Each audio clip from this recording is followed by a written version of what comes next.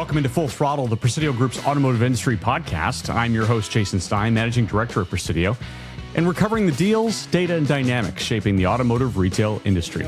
We also have a slide that talks about retention rate of a fixed ops customer relative to where you bought that vehicle, right? And vehicles under 2 years old, that number is high.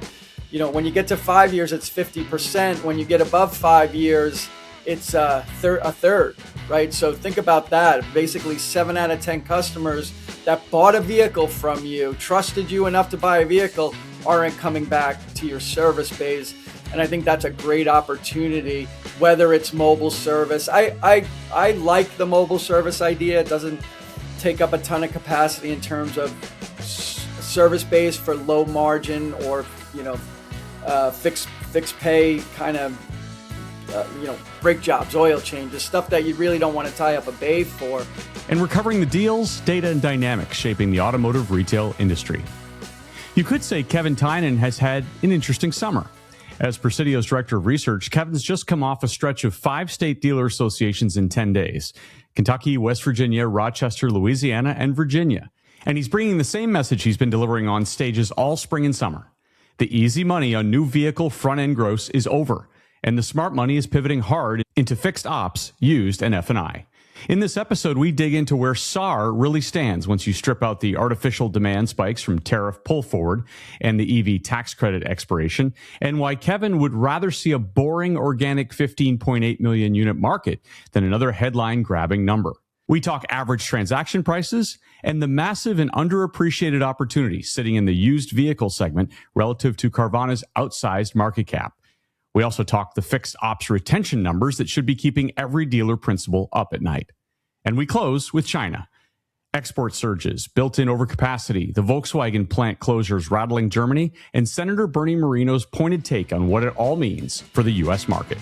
It's always a pleasure to have my friend Kevin Tynan back in the studio, this time for our 6-month checkup.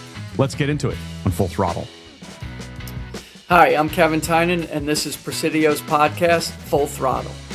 It's always great to be with my friend Kevin. If we're not at Drive-In Live, then we're on stage somewhere, or we're here, which is to say that we're here for our 6-month checkup. Whether you like it or not, Kevin is here to do the checkup. So welcome into the program again.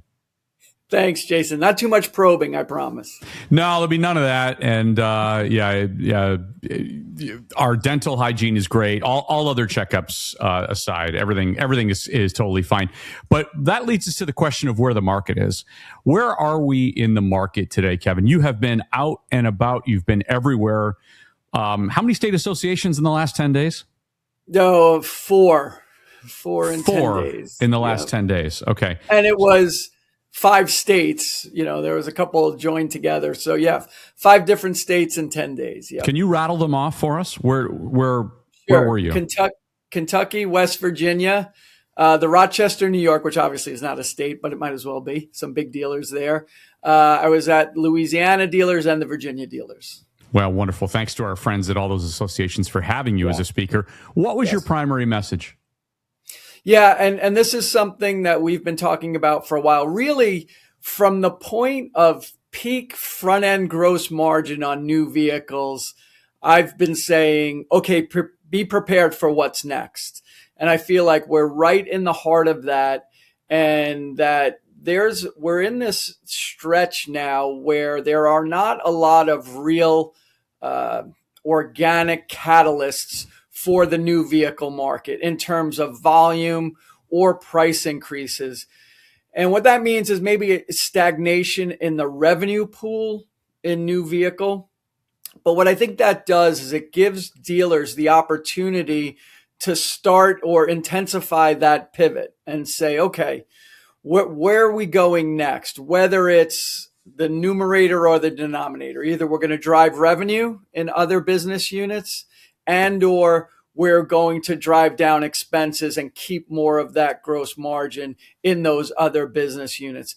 But, and it's been over for some time, but these sort of easy money, which I would also call was a little bit of a distraction. I understand that dealers had to go there, but that double-digit front-end gross margin on new vehicles has been over for a while. And now it's getting even more difficult in terms of volume and pricing power, that this transition into the other higher growth, wider margin business units should be happening right now. And in a lot of cases, it is. And you and I have been talking on Driving Live for quite a while about this transition that was about to take place. Dare I say, we signaled it a year ago. It was also paired with cost reduction too, internally, right? Yeah, and I think what happens is we've seen a lot of metrics, whether it's the total retail revenue pool in the industry, whether it's gross profit per unit, new or used, increasing. And that to me is really a function of inflation and a little bit of mix shift still to truck from car. But it's not because of improving margin, right? And that's very important, is that these pools are not growing because there's great demand or you're driving costs lower as a manufacturer. So what the dealers really need to be able to do as that revenue part of the equation gets more difficult, but you're still getting a bigger pool of money in terms of gross profit, is to how do I keep more of it? And what I will say, Jason, is this is a very good time when you think about where we are in the industry technology wise and what's available. And look, there's a lot of really good stuff. There's some okay stuff, and there's not great stuff. And I think everybody, analysts down to the dealers, have to sift through all that. But ultimately, the ability to create efficiencies, productivity, cost savings are out there. And we're in a period now where that becomes especially important, because you're just not getting this runaway revenue growth anymore or gross profit growth anymore. It's how do I keep more of the pool that I'm getting? So many in this industry forever talk about SAR.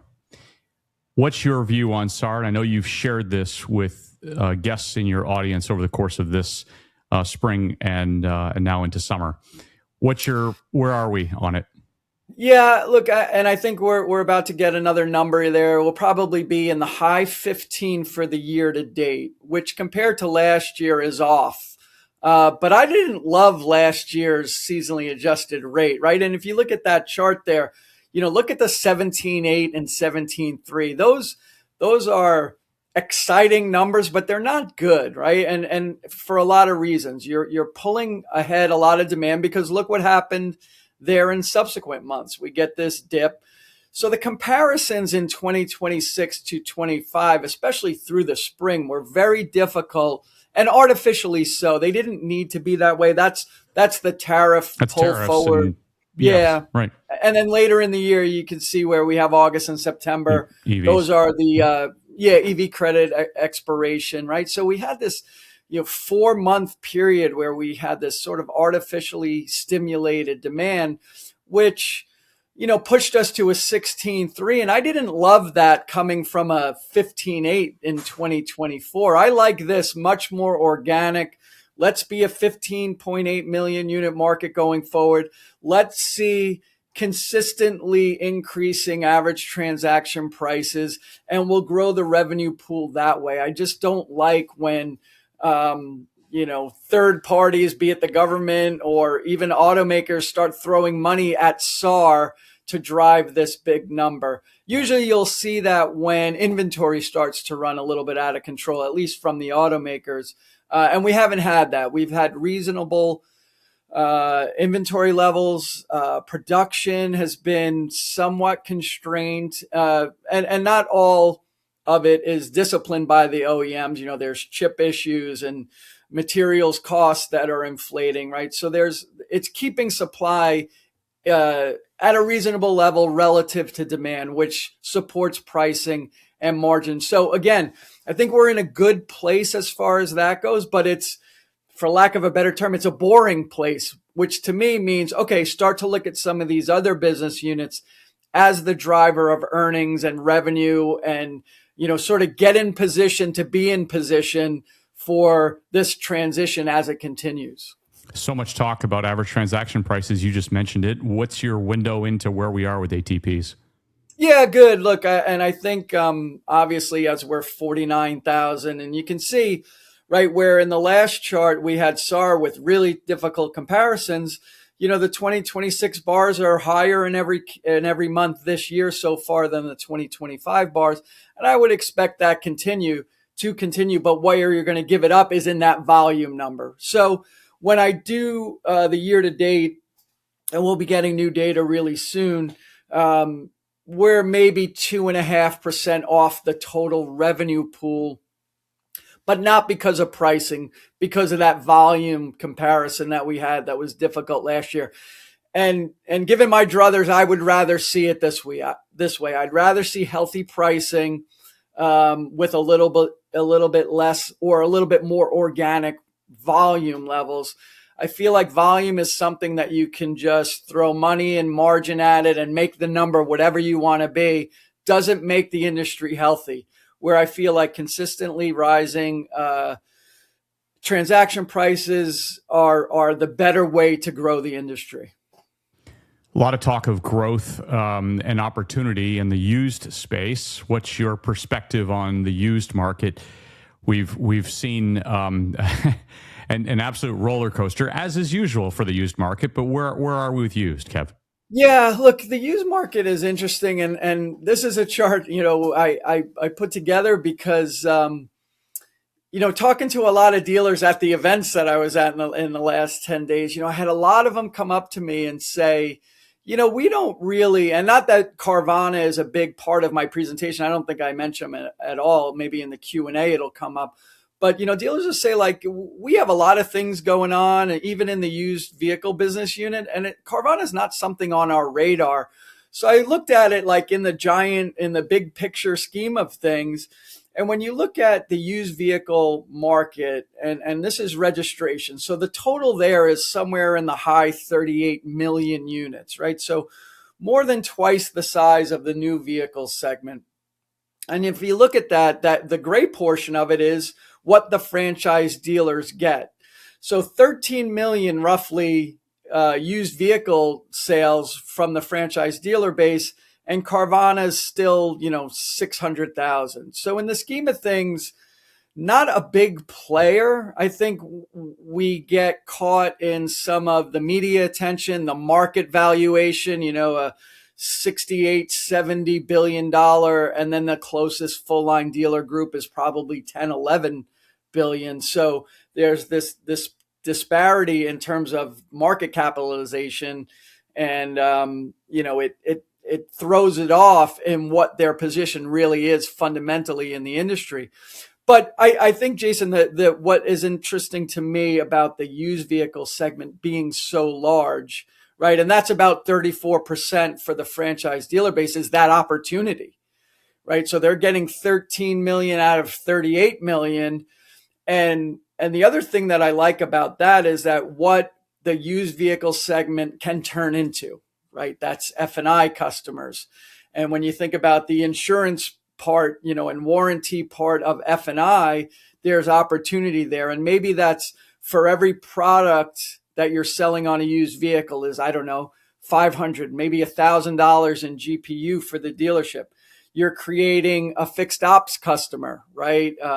Whether that's mobile service or coming back to the service bays, you have the opportunity to create a relationship through used vehicles, and put those customers ultimately into your most profitable parts of your business. So rather than just thinking about the used vehicle segment as front end gross margin being whatever it is now, 5-6%, which isn't great historically, there's opportunity to create customers for your high growth, wide margin business units. And I think that's one of the pivots that we've been talking about, is that got to get back into the used vehicle segment, even though values are high, acquisition costs are high, margins compressing, but it feeds your other business units in a positive way of creating customers for your more profitable units in parts counters, service base. Your F&I office is where the opportunity really is. Well, and speaking of opportunity and going back to what you said a moment ago, on that pivot side, fixed ops, in your recent presentations, you've talked about small revenue share, big margin.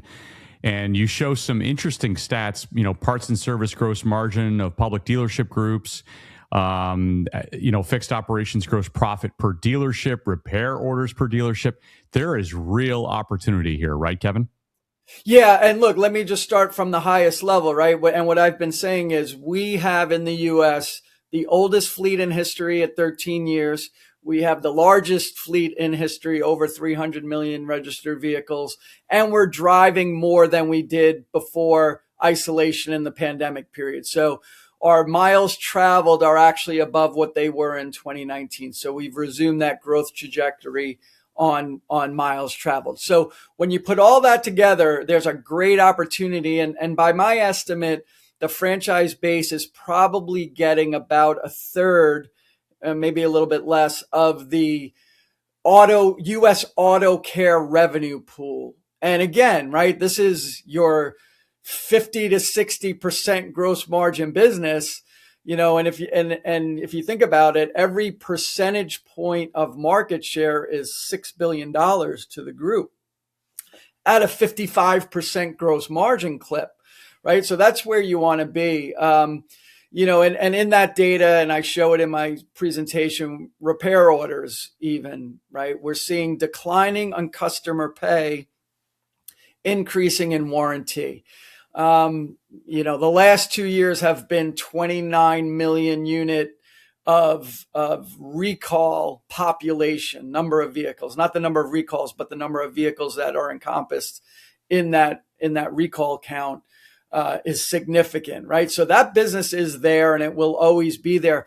And one of the things that concerns me a little bit, and I think about it in a similar way, of dealers going towards that 12, 13% front end gross margin during the pandemic, right? You had to go there. That's where the money was, is that there's this little bit of distraction on the recall and warranty side that says, hey, this is something we have to do, right? It's proprietary to us and our brands that we represent. But I wonder if it's not too much of a distraction that we're losing, or the dealers are losing a little bit of that customer pay business to independent because of the distraction.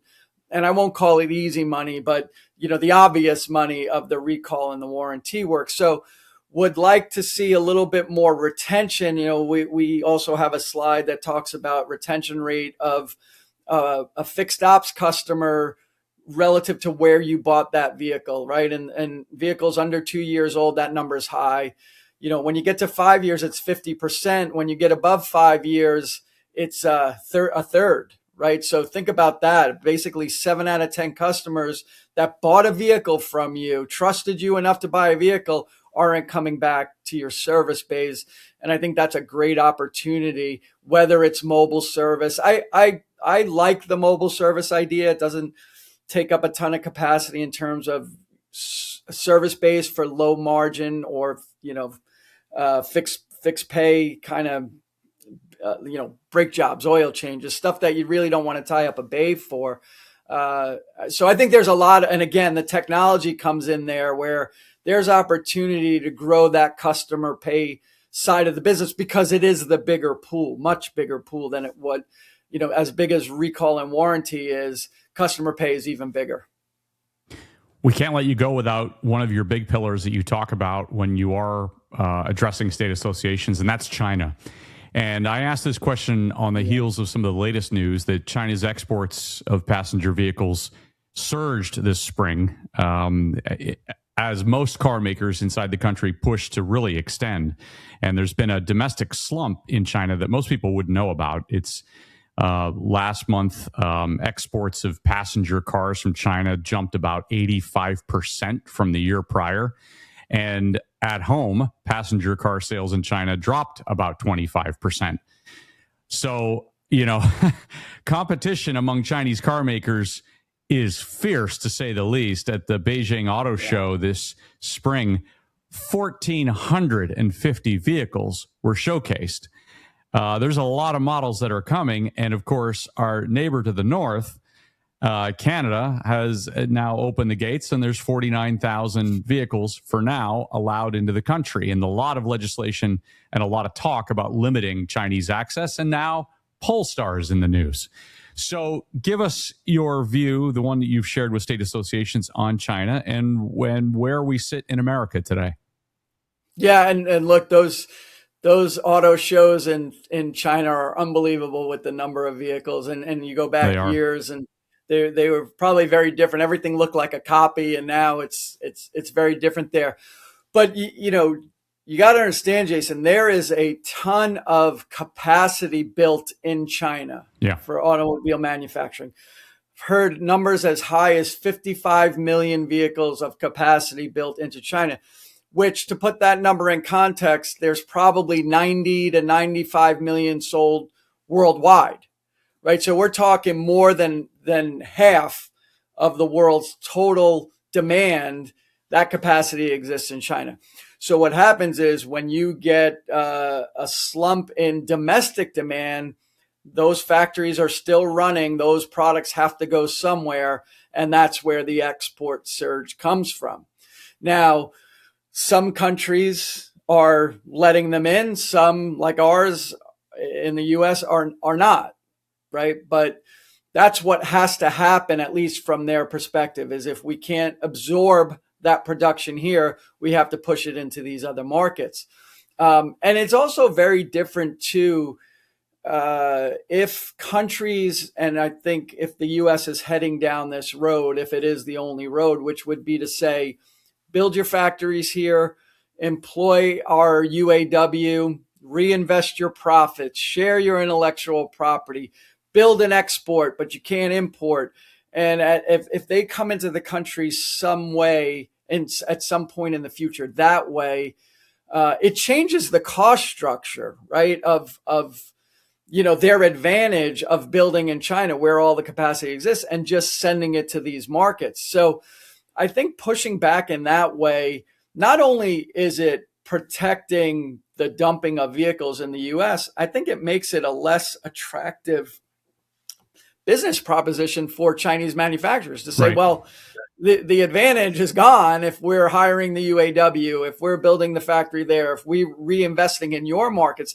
And you have to think of that from the other perspective, Jason, too. And we're seeing this in Europe a little bit, which is to say, right, European manufacturers are losing market share in their domestic markets and in all the European markets to Chinese vehicles being imported. So now if you take, and I'll use this as an example, a BMW who issues an earnings warning, or you have Volkswagen who wants to close factories in Germany and then say, well, we're going to go build a factory in the US because they want us to build, right? Like, that's a difficult business case to make. That's difficult for the German government to say, well, you're going to close factories here, or you're trying to close factories here, but you're going to go put one in the US. So if you apply that sort of mindset to China, right, it's not as an attractive a market in the US to follow those rules, which were the ones that they put on, all their Western partners, with the joint ventures and the minority stakes and all those things. But it will be interesting to see as that goes forward. And I also wonder if and obviously there's a lot of reasons why China isn't in the US yet, but I wonder if that's a little bit of dragging their feet on one side a little bit to say, like, hey, that's not such a great deal for us. We would rather just build them in China and send them to you, and having to build them there and build that infrastructure and invest in your country, it doesn't make as much sense for us. It's not as palatable. So we're not as in big a hurry to push into your market. Let's do Mexico and China and Canada first and see how that goes. And maybe we'll nudge in a little bit as it goes, but interesting dynamics happening there. And it's a lot more than what you see on just the surface of, we want in, we don't want you in, or, there's a lot more to that decision, I think, than what we see. Well, and related, Senator Bernie Moreno was fairly active on LinkedIn recently talking about the Volkswagen closures, the talk of closures, VW considering up to 4 plants in Germany and cutting up to 100,000 jobs in the latest restructuring. It's largest probably in its history, in its 89-year history. And Senator Moreno said, this is what happens when you allow Chinese into the country, to your point. Right. So we will watch, we will wait, we will see. It is always great being with you, Kevin. Thank you so much. And by the way, I'll see you on Drive-In Live here again shortly, delivering all of the NCM numbers and talking about trends in the M&A market as well. So stay tuned for that as well in July. Thanks again for being with me, Kevin. Always pleasure to see you and looking forward to driving. Great. Thank you. That's the 71st episode of Full Throttle, and a special thanks to my guest, Kevin Tynan. Thank you for listening. For a library of these episodes with industry leaders, go to thepresidiogroup.com. You can also find a library of these shows on the Presidio Group's YouTube channel. I'm your host, Jason Stein. We'll talk to you again next time.